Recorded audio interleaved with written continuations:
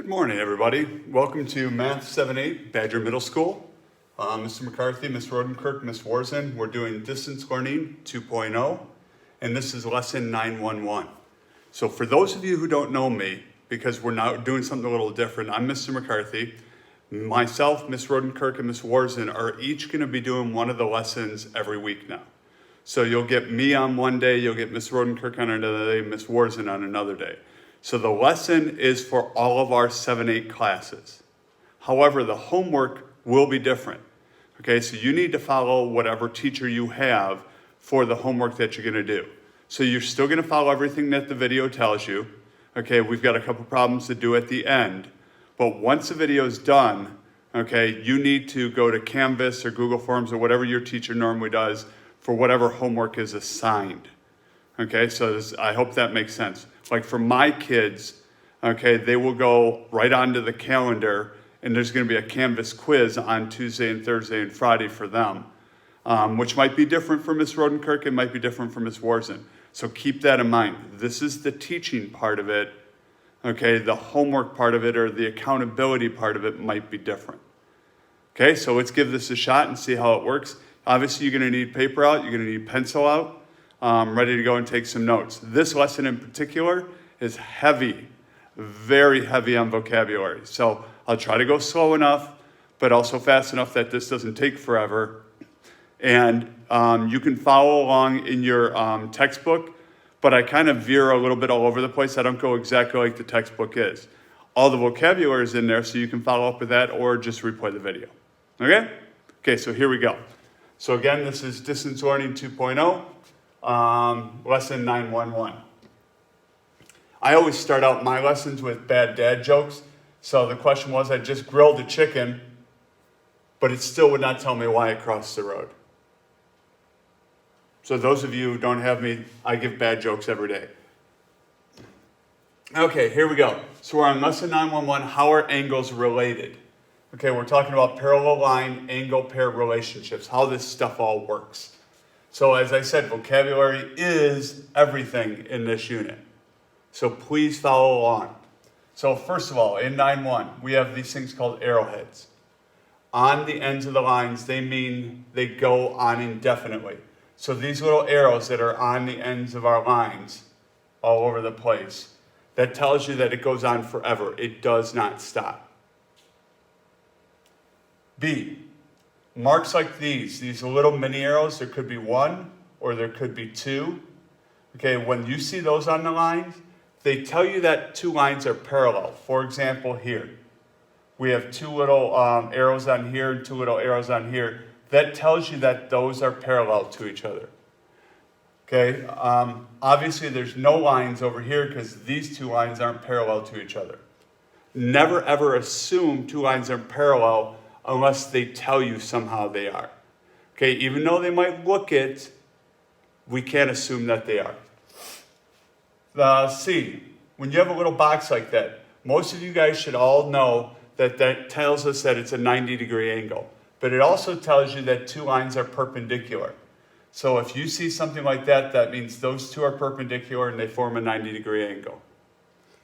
And then lastly, a transversal.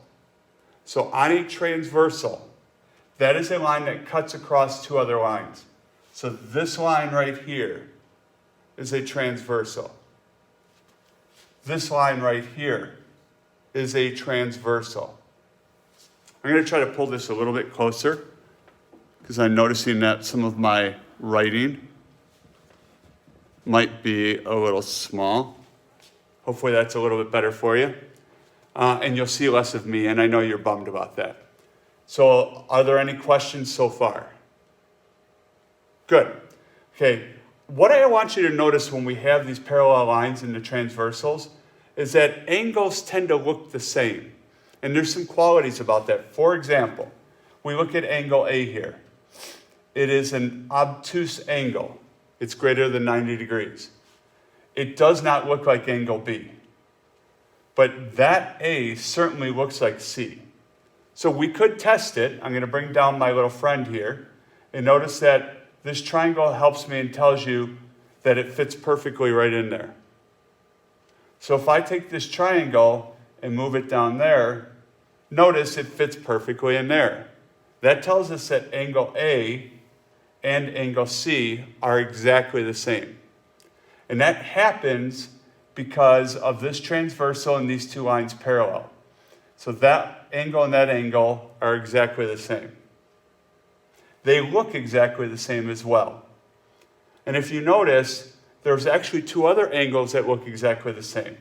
This one and this one. If I turn this around and do something like that, I can stick it into here and notice it's the same size. And notice that one's the same size. You guys should already have the vocabulary to know that this angle and this angle are called vertical angles. And you learned that in 7th grade. And vertical angles are ones that are exactly alike. They are equal. Okay, they're congruent. They have the same value. So C and then this one are also. So you actually have A, C, this, and this, which are all the same. Kind of cool, huh? We can do the same thing with B. This is an angle that looks like it's acute. It's less than 90 degrees. So if I take this right here, and I've got to flip it around for you, and I stick it in there, you notice that it represents the size of that angle. Okay, so B. So I'm going to go test it on other angles. B looks acute, so does this one down here. So I'm going to bring this down here and go, well, I'll B. It is the same. Which means, wait a minute, D looks as small as B does. So if I bring it over here and flip it around, slide it in there, you notice it's the same size. Which means that this one's also the same size.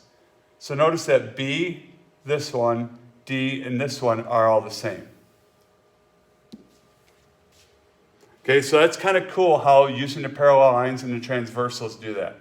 The same thing can happen over here, but it's a little bit different because obviously F, okay, and E aren't the same. E, big obtuse. The vertical one on the other side over here, those two are going to be the same. As well as F and this little acute one will be the same. But then we go and we have slightly different ones down here. So I can't just assume that F is the same as that one. This one looks obtuse, that one's acute. Okay, so you got to be careful. When they're parallel, we have some cool things going on. When they're not parallel, not the same cool things. Okay, lastly, if angles are congruent, okay, whoops, all of my things moved. Sorry, guys. There we go. Nope. See, I'm messing it up all over the place. Okay, so if the angles are congruent, they're the same, then the lines must be parallel. And if two lines are parallel, like here, then certain, this is the key, certain pairs of angles must be congruent. So if we find two angles that are congruent, then the lines must be parallel. And if they're parallel, that means there's going to be certain pairs that are going to be the same. These aren't parallel, we don't have all that going on.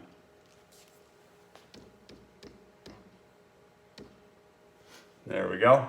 Okay, any questions? Okay, let's put this into practice now. So we're going on to 9.2. Again, vocabulary. First word, corresponding angles. Corresponding, you got to think of like when you correspond with your friends. You text them. You call them. We used to write letters back in the day to them. That was a correspondence. That means we had something in common. We were very similar. Because obviously you're not going to make a phone call or text and that to somebody you don't know. So in the same thing, corresponding angles have something in common. They're very similar. They're in the same position. Okay, so me and my friend were both in 8th grade, so we're in the same position. We both live in West Bend. We're in the same position. We both have phones. We're in the same position. So that happens with these angles as well. if you notice that this angle, number 1 right here, is in the same position of this as angle 5. It's on this side of the transversal, and it's above the line. 5. It's on this side of the transversal, and it's above the line. So angle 1 and angle 5 are corresponding. We can say the same thing about angle 2. 2 is on that side of the transversal. 6 is on that side. They're above the line. They're in the same position. 4 and 8 are corresponding, and 7 and 3 are corresponding. Next word, alternate interiors. Okay, so that means they got to be inside. So if you notice in our figure, we kind of have a little house here that goes like this. So this is the inside of our figure, whereas this is the outside, and this is the outside. It's outside of it. So when we talk about alternate interior angles, we want angles that are inside and are on alternate sides. So number 3 is inside. Number 6 is inside. They're on alternate sides, that side and that side.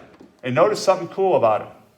So if I get rid of this little angle here, which is acute, is the same size as this little angle. So alternate interior angles are congruent. Notice that 5 is the same size as 4, alternate interior. Okay, we also have something that goes on the outside of the house. We have alternate exterior angles. This angle's on the outside. It's on this side of the transversal. So this one is the same as 8, which is over here on the outside. So they're alternate. One's on that side, one's on this side, and they're both outside. So they're alternate exterior angles. And notice they're congruent. They're nice, obtuse angles. And then lastly, we have same side interior angles. These are kind of goofy little ones. So same side interior, 4 and 6. Same side interior. This one's obtuse. This one's acute.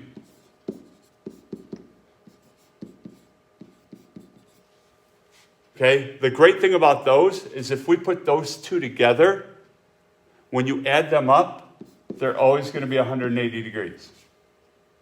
Okay, so if we add our same side interiors up, they're going to be 180 degrees, just like 3 and 5 would be as well. That's kind of a cool thing. I also want to take you real quick back to something you learned before with straight angles. So if I have angles 1 and 2, they form a semicircle. Semicircles we know are 180 degrees. So angle 1 and angle 2 have to add up to 180 degrees. So if I tell you that one angle is, let's say, 110 degrees, you should be able to find me the other one. So let's try that. So here, this angle is 120 degrees. I want to figure out what angle D is. Since these are part of a straight angle, I can take the 180 for this whole thing, which goes around the center point, and I can subtract out the 120, which tells me that the measure of angle, we got to use the proper way to do this, the measure of angle D is equal to 60 degrees. So this one's 60, that one's 120. Now, if you use your detective skills and the stuff we've learned before, if G is 120 degrees, what does H have to be? Look at those. Yep, you're right. It has to be 120 degrees. And the reason why that is, and you should know the vocabulary, is they are vertical. Okay, because these two are vertical angles. We could say this one's 120 degrees because it's vertical to G. Okay, so since I know that one, okay, does that help me? The question is to figure out these two. because these lines aren't parallel, I won't necessarily know what this one and this one is. It kind of looks perpendicular, but I don't know that, so I can't make that assumption. And just because I know this is 60 degrees and this is 120 degrees, doesn't tell me necessarily how much those are. I know they add up to 360 degrees because it's a full circle, but unless somebody tells me what one of them is, it's hard for me to figure out what they are because these two lines aren't parallel. I need more information. Okay. Let's take this to another level and then we'll wrap this up. Okay, so it says find the measure of angle 4 and angle 6. The measure of angle 4 is 4x plus 23. So right here, this is 4x plus 23. The measure of angle 6 is 3x plus 17. I need to figure out what those two angles are. If you remember back from the vocabulary, I told you that these are same side interior. So what do we know about these things? Thank you for yelling that out. Yes, these two should add up to 180 degrees. So set up your equation. 4x plus 23 plus 3x plus 17 has to equal 180 degrees. If we solve this, we get 7x plus 17 and 23 is 40 equals 180. Subtract your 40 from both sides, so 7x equals 140, and then divide by 7, and we get 20. Now remember, that's not your answer though. You got to put that back in here. Do 4 times 20 is 80, plus that tells us that this is 103 degrees. This and this better jive when we do this. Put the 20 in there. 20 times 3 is 60, plus 17 is, 77 degrees. If these two don't add up to 180, you did something wrong. Double check your math.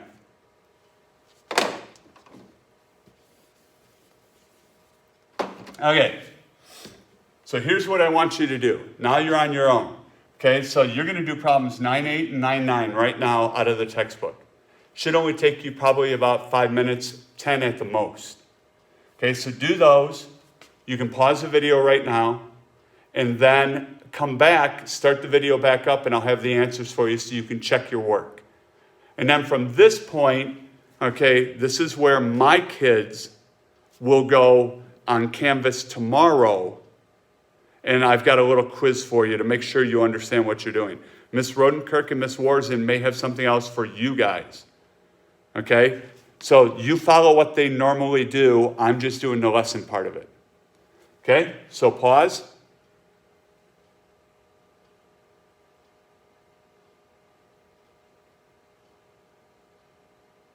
And we're back. And these should be the answers that you're looking for. Okay, so you should have gotten for A, measure of angle 2 is 63 degrees. Make sure you have the notation correct. And we used alternate interior angles. You got to have the explanations. Measure of angle 3, 117 degrees, supplementary. They asked us to set up an equation, 3x minus 18 equals 74 degrees. This one they gave us kind of goofy because they're corresponding, they're in the same position. They came out to be 30.67 degrees. 3x minus 9 equals x plus 25 for C. X is 17 degrees. And then the other part was the measure of angle 2 is 42 degrees because they're alternate interior angles. And then they asked us to find a bunch of different angles. Measure of angle 1, 53 degrees. Angle 2, 72 degrees. Measure of angle 3, 55. Measure of angle 4, 127. And measure of angle 6, 55 degrees. And that's it. So if you got that and that was pretty easy, you're good to go. Thank you guys. Have a great week, and we'll see you next time.